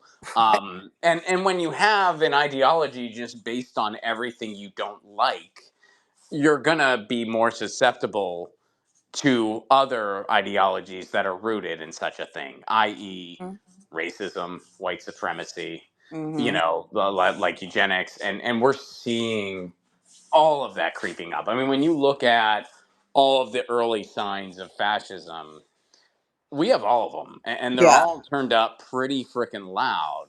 Yeah. And I think we're kind of going through it, and I really think that we had a chance to make a turn in 2016. We lost, and then I think that 2020 was also kind of a pivotal moment. Not so much with just Bernie Sanders himself, but kind of a pivotal moment to really start, kind of learning from what was the pandemic, learning from, what we should be doing as a society, and Yeah. kind of taking a different course. And once again, I think we went the complete wrong way. And, I just think we're worse off than we were before it. And we're worse off than we were in 2016. And I think that it's kind of, I mean, the left in this country has been losing arguably for 100 years. So it's not like losing is anything new. Right. But, but man, I mean, these ones, I just feel like, man, we really took them on the chin. Yeah. Yeah. I know, especially after Bernie's second loss. I mean, that was the final straw for a lot of people, I think, and they just sort of split. And I definitely think too that Bernie was able to bring together a lot of people who wouldn't otherwise have been brought into those spaces. And Yeah, I mean, I think partially because he was anti-corporate. I feel like I feel like I'm quoting somebody. I think a friend of mine told me this. My friend Chris Richards told me this. But I think that it really did bring a lot of people together who weren't necessarily all, stereotypical leftists. Hmm. And It really gave people, something to rally around. And so I have hope that there will be something else to rally around. And, I certainly hope that this genocide is one of them, because we all should be calling for an end to this genocide. It's fucking disgusting. Um, Yeah. and Yeah. Um, Well, I mean, that's another area where I feel like we've kind of, I mean, I really thought we were making some progress as a society as a whole. yeah. And now, especially in like the world I dwell in, I mean, today Susan Sarandon was dropped by her talent agency. Right. Yeah. It's kind of like, okay, so this is still where we're at. We're still in a place where, they're trying to continue to push that, Western propaganda that, like, oh, if you criticize the right wing Israeli government and the genocide they're committing, you must be anti-Semitic, even though there's tons of Jewish people all over the world who are screaming "not in our name" and are Yeah. protesting what's going on. Yeah. Like, Um, like somehow that makes one anti-Semitic. I, right. I, I thought we were getting past this as a society, and I think in some ways we are. I think it is encouraging the fact that there are some politicians calling for a ceasefire as opposed to zero. Yeah. I think that is a little telling, and that is kind of like, hey, it's not all for naught. Yeah. But the past few weeks have also shown us, like, wow, we still have a really long way to go. Yeah. Absolutely. I mean, this is becoming an acute situation. It's getting to the point where it doesn't even look like, anybody can possibly bring diplomacy to the table, because every time, somebody asks Biden or Netanyahu to do a ceasefire or to let in some aid or anything, they go, "Oh yeah, yeah, sure, sure, we'll do that," and then they do the opposite, and then they bomb hospitals, Yeah. right? And then they block off the Rafah border, and they only let in 20 trucks of aid instead of the 300 that it takes per day to support the 2.5 million people that are living in Gaza. Hopefully that there are still 2.5 million people after this. Um, so anyway, yeah. So a lot of my spaces recently have been focused on that. That's been the one issue that really I just grabbed my heart, and I definitely feel partially responsible, having grown up Jewish and having grown up in Jewish steeped, Zionist steeped Judaism, because there are a lot of anti-Zionist Jews. There is a tradition of Jewish anti-Zionism, but the you know the common synagogue in America is more likely to have Zionist propaganda melded in with the religious songs that we sing. I mean, like, to the point where uh, I think it's Rosh Hashanah. I can't remember which holiday it is, but we toast every year. Uh, Next year in Israel, to next year in Israel. Hopefully that we will live in Zion one day. That's what we say to each other. And the fact that I said that so mindlessly, not understanding how many people were being not only displaced but murdered, because of this. I mean, it's sickening. And the fact that I just said that blindly as a kid, so I feel like now that I know more of the realities of the situation, like, if I feel like it's my duty to uplift Islamic voices on this, and speak out myself. So Well, sure. And again, that's also a very universal thing. I mean, I yeah, was raised Catholic there, and I also have Jewish people in my family too, but I was raised Catholic. And so there's plenty of things that I uncritically repeated because it was taught to me. And when you think about what you were actually saying, you're like, oh boy, that's something. And then I slowly but surely, we're talking like when I was a teenager, realized this is not for me, and it's not something I want, in my life. There's a lot of, like, there's some good messages in there too, like messages about peace and loving your neighbor and stuff like that. But like a lot of the dogma, I kind of said no, thank you. And yeah, and then you also think about just, I mean, think about how we were taught to say the Pledge of Allegiance every yep, morning. And like what is actually in that and what we're actually saying. And I think, the United States is an incredibly nationalistic place. And I think there's a lot of people that are way more nationalistic than they realize. And I think that, you look at, I mean, just little things that, like, people not from here will point out. I mean, I was talking to a guy from the UK the other day. It was his first time in the US and his first time, even he was in California too. It's not like he was in the heartland, so to speak. He was Yeah. in California. It blew his mind how many flags we have everywhere. Like he's I- like, man, you guys, are you worried you're gonna forget? Like, what the hell? Like, you guys have so many freaking flags everywhere, and I'm just like, oh, geez, man, I can only imagine how much your mind would be blown if you were in like, like Iowa or something, But Oh um, my but yeah, he was blown away at just how many flags there were. A friend of mine who's Belgian came to visit me once. This was back when I still lived in Pittsburgh, and he was blown away. He was interested in the architecture in the Northeast, because I get like it reminded him more of Europe a little bit. So I was taking him to like some older buildings and stuff, and God. I took him to a church, and he was blown away that there was a flag in the church. He's like, that would never happen. Like we would never allow like a flag in a place of worship. And it's like it's one of those things you don't think about when you grew up here, but then No. you take a step back and you're like, oh, that is freaking ridiculous. The fact that the cops have their own flag, and that is commonly accepted and in some circles celebrated. The cops, they have their own flag that is a darker emblem of the United States flag. I mean that's bizarre and effed up. Um, but Yeah. it's just normalized in our society. So it's like, I think I kind of like went off on a tangent there, but it's just one of those things. Like there's just so many things that are just drilled into people, and eventually you kind of really take a step back and you just realize like it's all absolute bullshit. Yeah. And it's like, and you know I've had this conversation with family at this point, again, because my wife and I are probably going to be leaving the country at some point in the not too distant future. And there's a reason the last stage of grief is acceptance.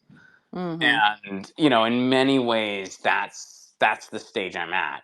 And when I say that, I don't mean, oh, I give up. I certainly don't give up, because that's not a cool option.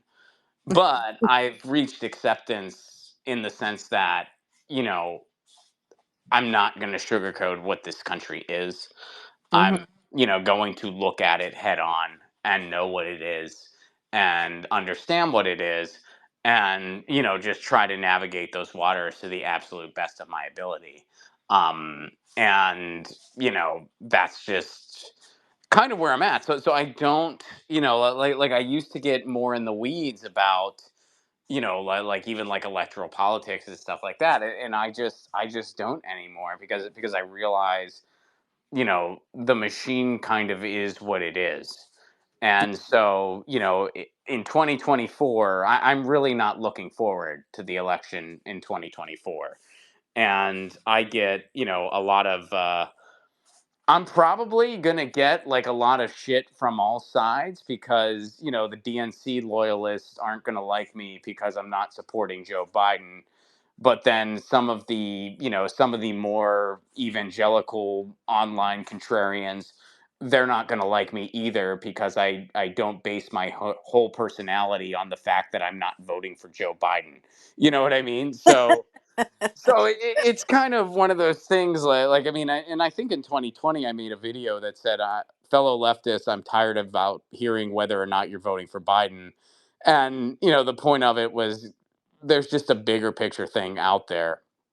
And some people really connected with the video, some people didn't. But I think that's going to be even more amplified in 2024. And Yeah. boy, I am not looking forward to it. You are 3,000,000% right. I'm not looking forward to this. It's going to be disgusting.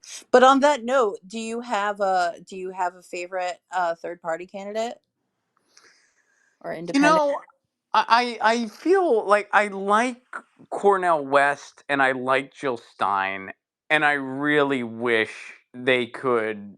And I know it's not going to happen, or at least it doesn't seem like it is.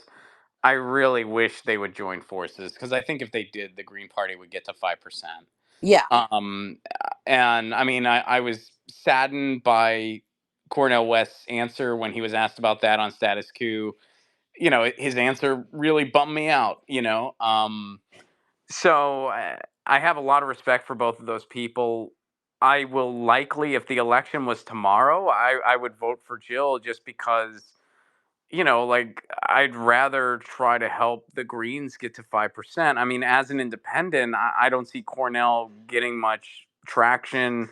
I don't know how many ballots he'll get on. And so I kind of feel like, well, the Green Party, they have ballot access already, not a ton, but they have more. you know, Everybody loves to like crap on the Green Party, and I get that there's plenty of things to be critical of the Green Party. I could give you a long list of things about the Green Party that really pisses me off. But on that same note, it's the furthest along apparatus we have. And so I feel like we'd be better off, trying to build that than just, like trying to build something else from scratch. But for whatever reason, that's just not happening. Yeah. And there's reasons for it. I mean, again, there's plenty of things going on inside the Green Party right now that are very worthy of a lot of criticism. And some of my closest colleagues have left even. Hmm. So I'm certainly not saying that the Green Party is not without its faults. Hmm. But, I really don't understand Cornel West's choice to not continue that route. And I wish he would not have made that choice. Yeah, the Cornel West. I would love to see him with Jill Stein on that ticket. Unfortunately, like you said, that's not going to happen, unfortunately. But I hear a lot of people wishing on a star that would happen. Because that would be the strongest leftist ticket that we've had in a while. By But far, yeah, and it bums me out too. I mean, it's like there's so many things to be bummed out about for 2024, and just to like add, I mean, I am not a fan at all of RFK. yeah, I think that guy is just. I mean, the fact that more people haven't seen through him at this point, I think is just sad. mm. And I just at this point don't understand what people see in that guy. I mean, he's a right-wing Democrat, always has been. Yeah, He takes money from Wall Street. He's in bed with Wall Street. He's part of like, I mean, people make it out like he's some kind of outsider. He's part of one of the biggest political dynasties in the history of the freaking country. I yes, mean, he wasn't just born on third base. He was born on third base with a lead into home plate, yes, and then somebody hit a fucking ball out to right field and it's bouncing, and all he has to do is run home, and he somehow got sidetracked on his way home. That's like the story of that guy. And now he has this like resurgence again because of all the stuff we're talking about. People are clinging to like fringe nonsense like that guy, because of the desperate times we're living in, and he knows it. So now all of a sudden, everything that's trendy on Twitter, he's all of a sudden for. I mean, it's so sad to see. And now that guy, largely because of his last name and because of the ridiculous little shit heap he has online, he mm-hmm. might be the first independent we've seen in 30 years. So it's like we're finally having something that's just not the duopoly, and it's likely going to be that guy, Ugh, and that's just so painfully disappointing. yes, So it's frustrating. I mean, yeah. Again, I do not have. I have hope. Like I'm not a hopeless guy by any means, but my hope is not in electoral politics. no, At least not on the federal level. Like local is a little different, but yes. federal, like I don't. Yeah, I'm just pretty frustrated. Yeah, because they don't listen to us anyway. I mean, like we spend all this time and energy trying to get people elected just for them to like, what, only agree with the American populace like 20% of the time, less. I don't know what the statistic is, but basically we don't have a say in the government, right? I mean, statistically. No, we don't. I mean, no, and they. I mean, look, most Americans want a ceasefire. It's not happening. Right. Most Americans want universal health care. We're not even having the conversation. Yeah. 88% of Americans want something done about gun laws. Right. People won't even utter it.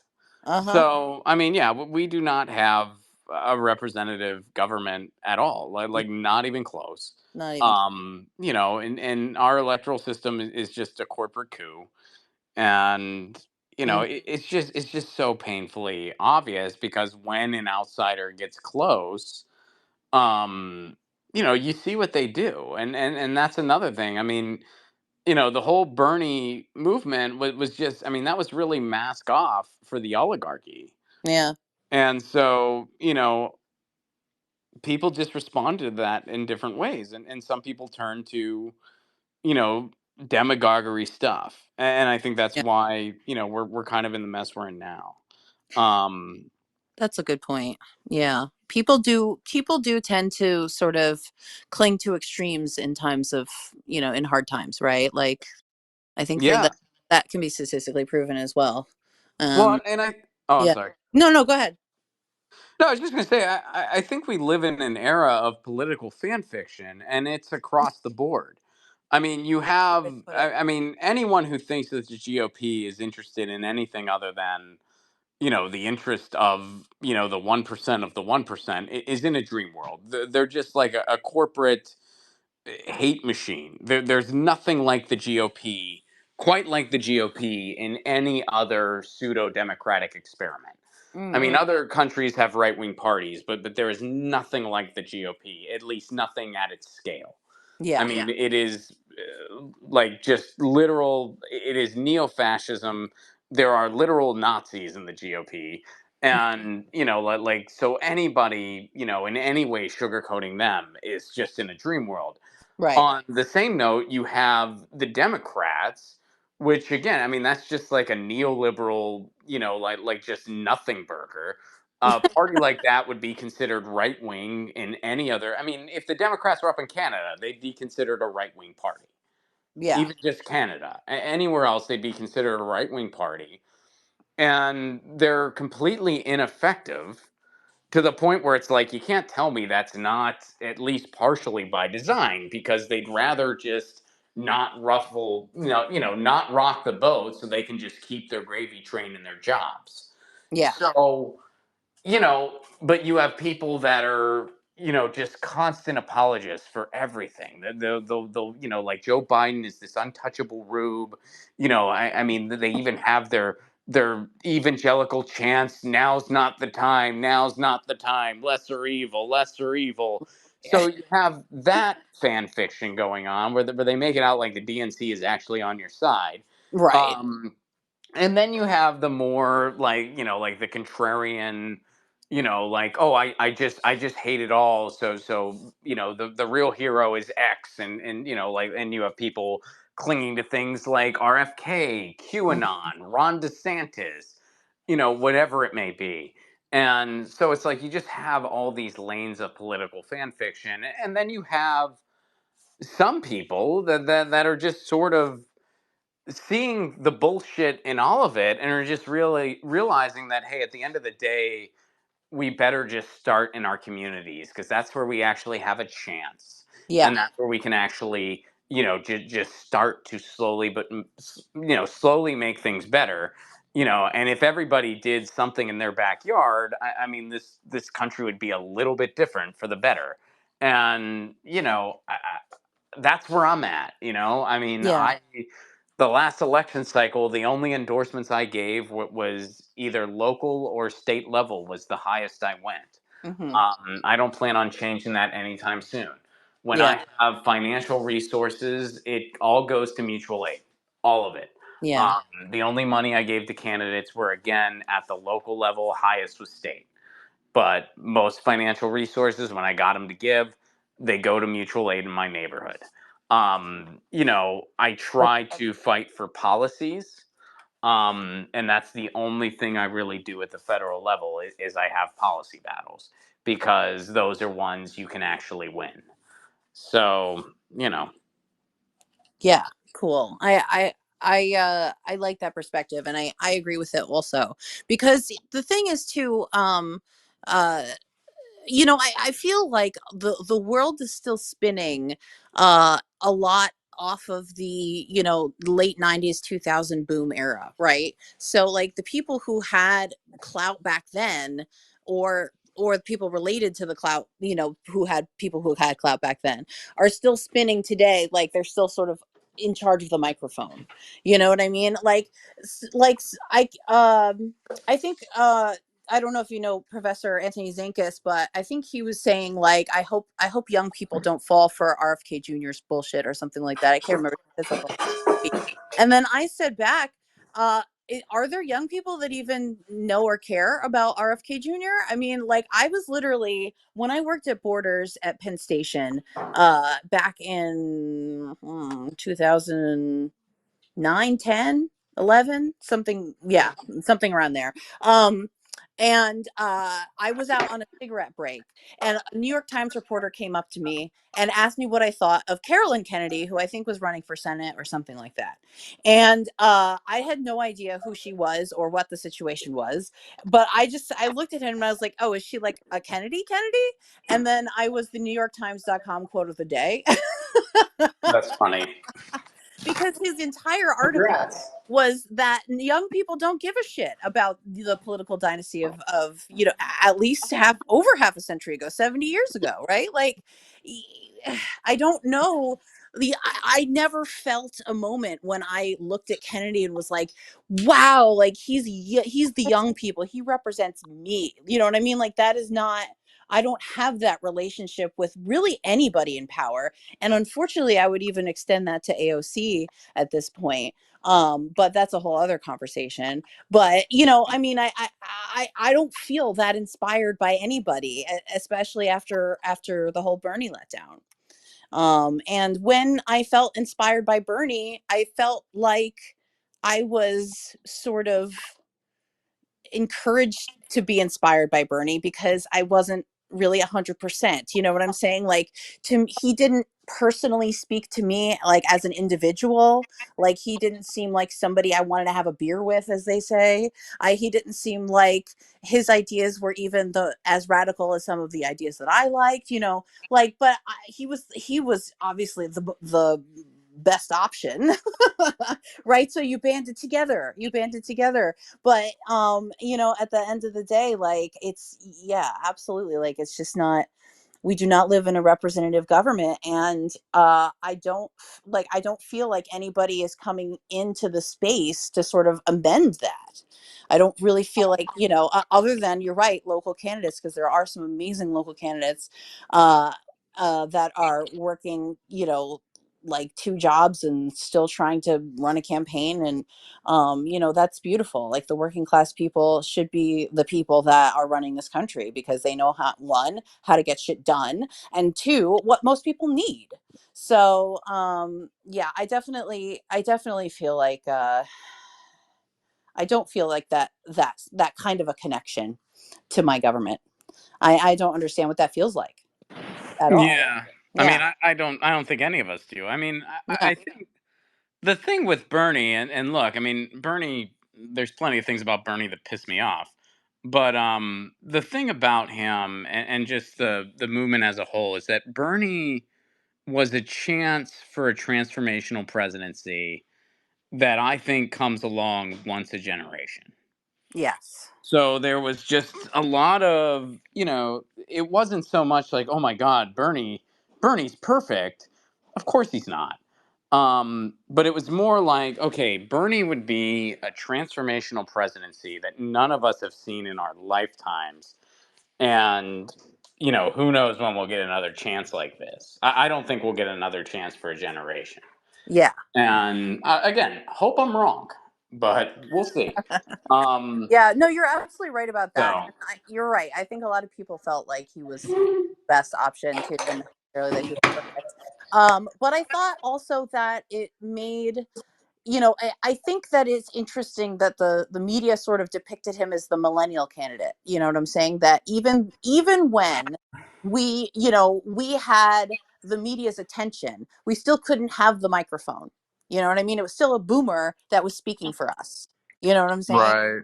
So that also made me a little salty at the time towards that, but that wasn't his fault, obviously. But yeah, I do feel, but because there's nobody younger to sort of fill in his footsteps, even though there are people that are trying. Nobody I really feel like really has moved me. I really feel like it's left a serious dearth in our conversation, and that millennials who have been used to sort of having conversations out of the mainstream eye, when we're having conversations with each other on social media and private groups, like and this was part of my argument also about ID politics, is that a lot of the conversation that was built around ID politics was developed by millennials, even though a lot of the theory and stuff has come from Xers and boomers. But a lot of the on the ground conversation, especially in the LGBT community, especially about gender, has come from millennials, because we're the ones actually experimenting with it Mhm. to a degree that hasn't been publicly discussed before. And I think that a lot of the credit that sort of Gen Z is getting from the media, about them having developed all of this sort of leftist perspective, and they really get it and they're going to fight. I mean, that's only because you're seeing them talk about it, because you're watching them on TikTok. But before, you weren't watching us talk about it on Tumblr for the last 20 years. You know what I'm saying? You don't know that that conversation's already been happening, and that they're just adding to a conversation that we've kept going. You know what I'm saying? So I would like to see better millennial representation, especially when the oldest of us are like in our 40s now. And like, when do we fucking get the microphone? Like, how long are you guys, no offense, gonna live? You know what I'm saying? I don't want anyone to die. No, But I there hear. are Well, I some mean, I people that think are the holding on same to their thing. jobs. Right? No, I hear you. I mean, I think. Yeah, I think it's like we are amidst our day. There's just not much to be had. I mean, it's like what few scraps were left went to Gen X, and Hmm. now there's just really not much left. And I think that the generation after us has it even worse. Absolutely. I'm And here to, so, you yeah, know, on Gen Z. and it's messed up, and it's not like that's not Gen X's fault. That's not. I mean, even it's not the boom. Not it's some of the boomers' fault, but not most of them. I mean, it's like you can't Yeah. blame a generation for like societal faults, Right. but that's just the reality of it. It's just like, I mean, we are just old enough to like remember what the middle class of this country gave us. Right. Like we're just old enough, like our parents were able to have a middle class life. And one of the things that I do occasionally, and I encourage people to kind of do as sort of like a thought experiment, just take the lives that your parents had, like their educational qualifications and the careers they ended up having, and imagine if they had all those same things, except they were coming up now as opposed to in like in the 80s or whatever. Yes. There's no way. I mean, it's like, and I'm not saying that to be disparaging or anything. It's just being honest that like if my parents had to come up now, like there's no way they would have had the Yeah. opportunities that they had. Like we just live in a different world. And it's really effed up and sad that it's like gotten to this point. I'll respond to here. I saw this. I was looking at the thread a little bit, and Nicholas says, I did not want to speak about things trans. I wanted to ask Mr. Placone about the UAW strike and if its success gives him some hope for a resurgence of the economic left. Um, you can call me Ron. Mr. Placone's my dad. Sorry. But And yeah, I'm Nicholas, sorry yes. for misinterpreting your. I can put you on. I could put you on speaker if you'd like to ask that question live. I apologize for misinterpreting your uh, intentions, but Heck, I mean, they're still requested, so yeah, go for it okay. if you want. I mean, it's yeah. Yeah, well, I added them as speaker, and they are very welcome to speak. Just please don't call me Mr. Placone. It would feel Uh, weird. I'm sorry, I'm incorrigibly German. Okay, That's so okay. Okay. so I'm just giving you a hard so time. yeah, I know, but uh, I mean, I asked the question because the all in all the media reports said that the UAW had a spectacular win. Now, I mean, the mainstream media is known to lie, of course. So I wonder, but I mean, if it is what the mainstream media says it is, why are you so bummed out about the left's chances? Well, I mean, I'm not bummed out about the left's chances. I mean, I was happy about the UAW, victory, and we talked about it earlier. What I was saying there was, I'm very happy about, what happened there. I think it showed a lot of people why unions are important and how necessary they are. The point I was making in just the bigger scheme of things is that it also shows us how far we have to go just as a society. And you can't put all of that on one strike, be it the UAW or anyone else. But, I brought up how quality of life wasn't really looked at in that strike. That wasn't something they were able to get in there. And when you know that people are working, I mean, the example I gave was one of the people I interviewed who was telling me they work an average day for them is working from 4:30 a.m. to 5:30 p.m. and they do that sometimes 7 days a week. Um, uh, to me, that's completely unacceptable. Nobody should have to accept that quality of life. That's not a quality of life. That is, I mean, we work more than medieval peasants did.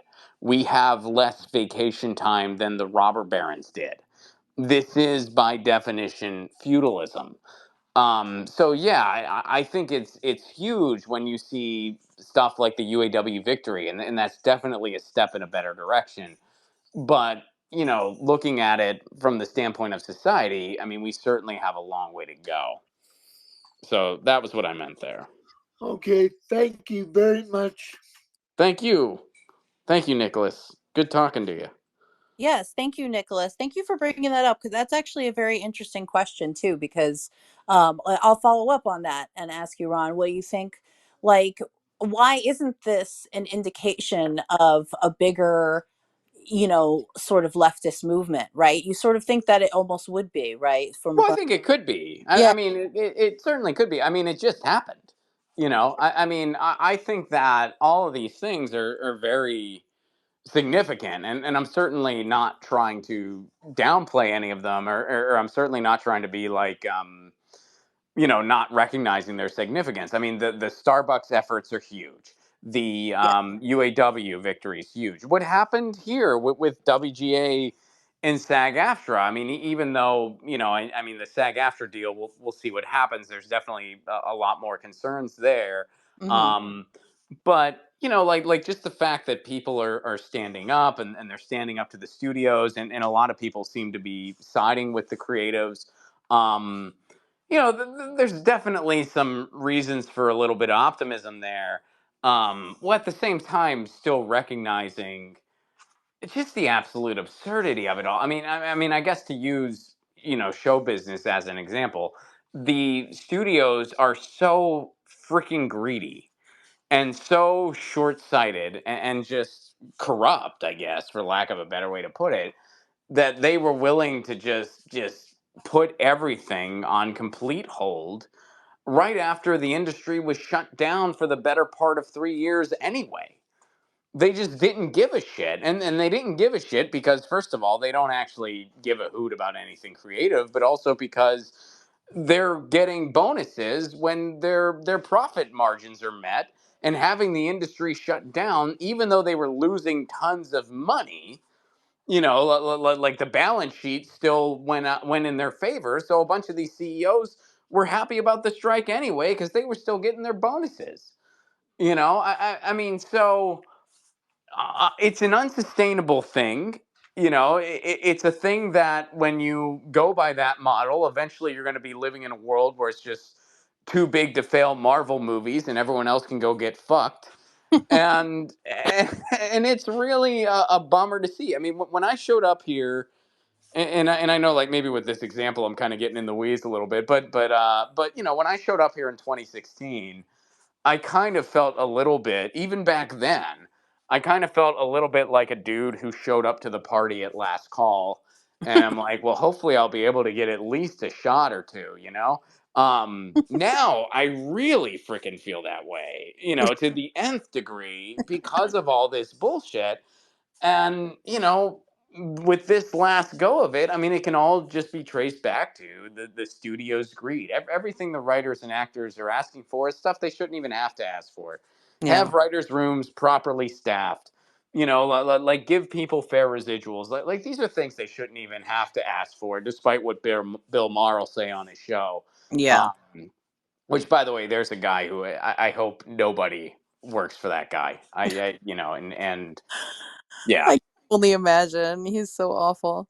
Well, I mean, he's already, if you write for his show, it is the highest paid job in late night, not because he's generous, but because people hate him so much. Because he's just, I mean, I know one person who considers him a friend. And even that person, they have a hard time finding a compliment for him.